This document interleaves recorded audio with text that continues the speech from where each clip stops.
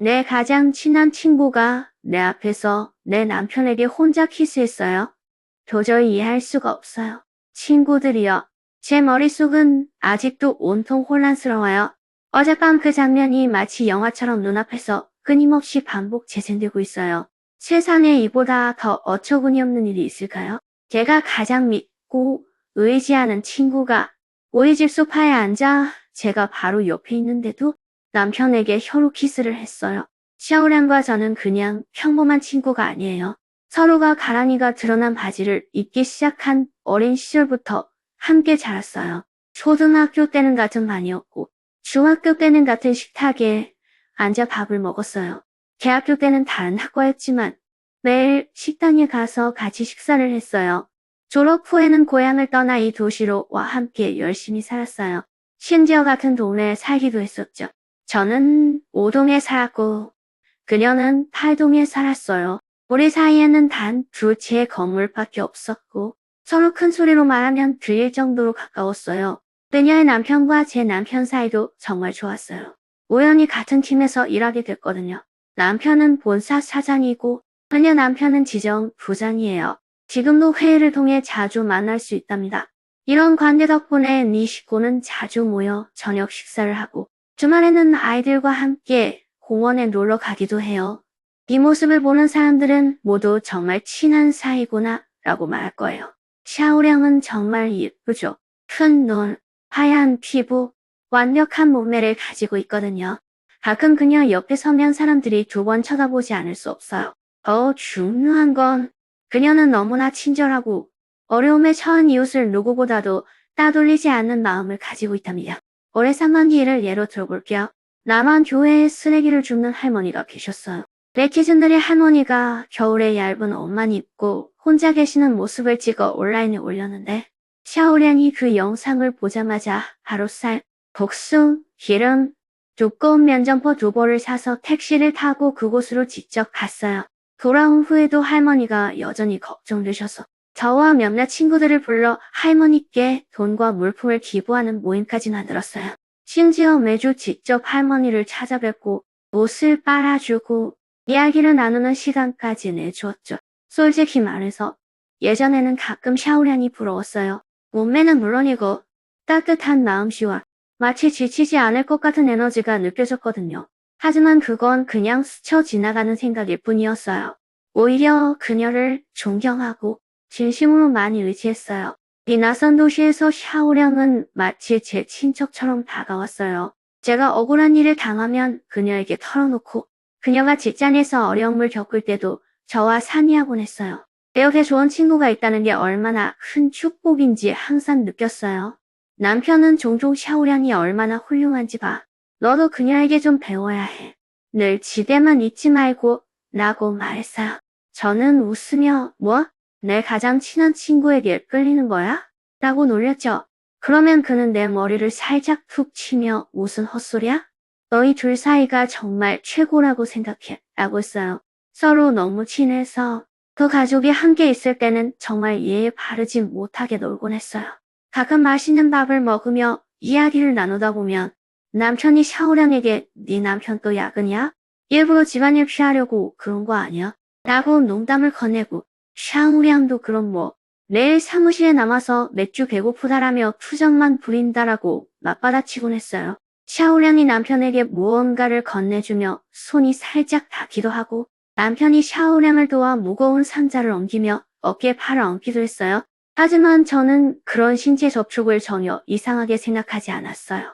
친구 사이의 자연스러운 교류라고 생각했고 너무 까다롭게 굴면 오히려 옹졸해 보일 뿐이라고 생각했거든요. 하지만 어젯밤 일은 정말 나를 완전히 놀라게 했어요.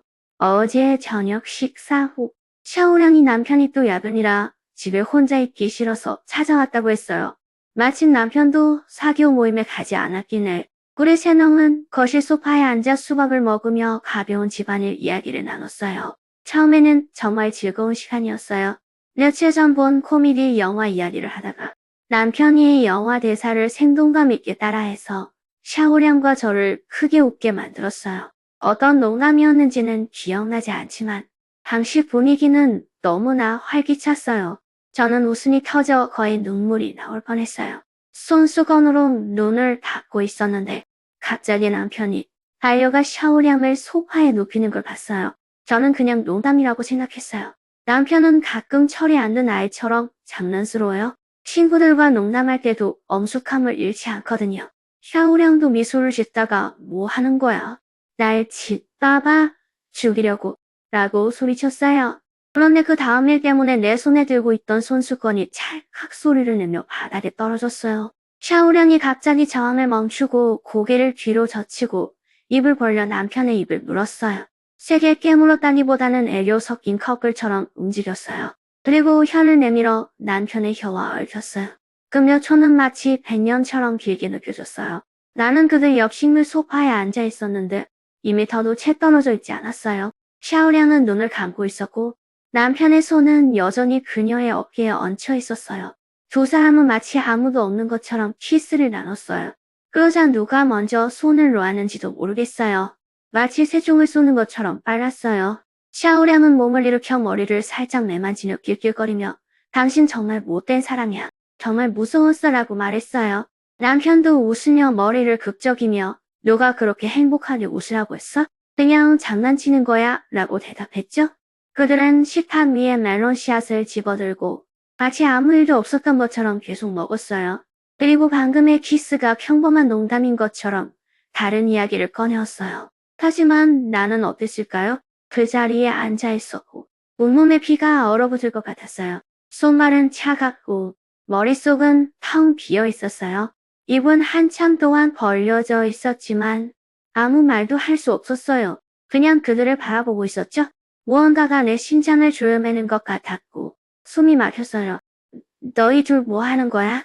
라고 묻고 싶었지만 그 말이 입에 오르자마자 삼켰어요. 샤오량과 나는 오랜 친구였어요. 내가 그녀에게 질문을 하면 내가 소란을 피우는 줄 알까요? 우리 관계에 틈이 생길까요?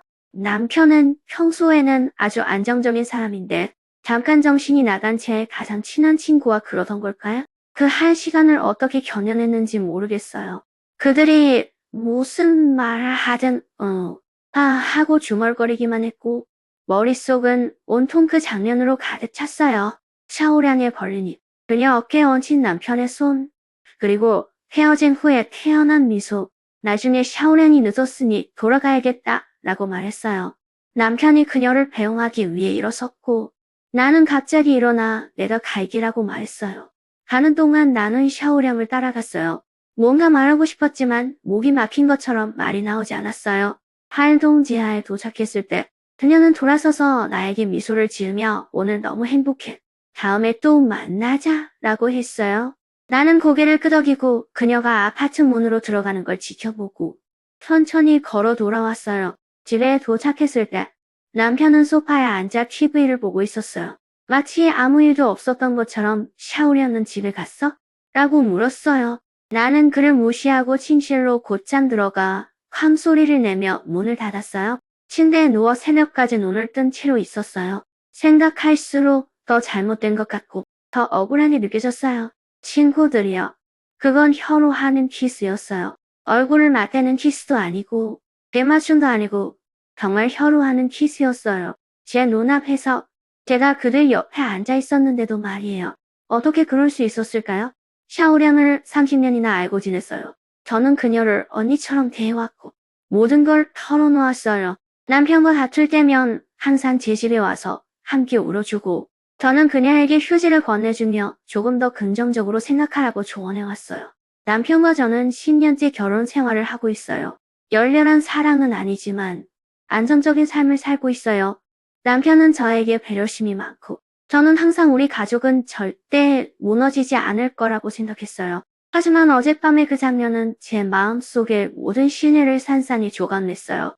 오늘 아침 남편이 저에게 말을 걸었지만 저는 무시했어요. 그래 내가 뭔가 잘못됐다고 생각한 건지 화났어? 라고 물었어요. 그의 얼굴을 보자 갑자기 이상한 기분이 들었어요. 어제 왜 그랬어? 라고 묻고 싶었지만 입에서 나올 말을 삼켰어요. 그 대답을 듣고 무너질까봐 너무 두려웠어요. 방금 샤오량이 위챗 메시지를 보냈어요. 어제 산 딸기가 너무 달아서 한 상자 포장해서 문 앞에 두고 왔어라고. 메시지를 보자마자 갑자기 눈물이 왈칵 쏟아졌어요. 어떻게 아무 일도 없었던 것처럼 행동할 수 있을까요? 어젯밤 일을 잊은 걸까요? 아니면 우리 사이가 너무 좋아서 그런 일들을 무시하고 농담처럼 여길 수 있다고 생각한 걸까요? 친구들이요. 저는 어떻게 해야 할까요? 지금 정말 갈림길에 서서 앞으로 나아갈 수도 뒤로 물러설 수도 없어요. 아무 일도 없었던 척하고 싶어도 할 수 없어요. 그 장면은 마치 내 눈에 박힌 가시처럼 뽑아낼 수 없어요. 그들에게 맞서고 싶어도 가장 친한 친구를 잃고 가정을 깨뜨릴까봐 두려워요. 30년의 우정과 10년의 결혼 생활이 어젯밤 그 몇 초 때문에 온통 엉망이 되었어요. 이제 눈을 감을 때마다 소파에 앉아있는 그들 모습이 떠올라요. 예전처럼 그들과 잘 지낼 수 있을지 생각하면 온몸이 불편해져요. 이 문제를 어떻게 해결해야 할까요?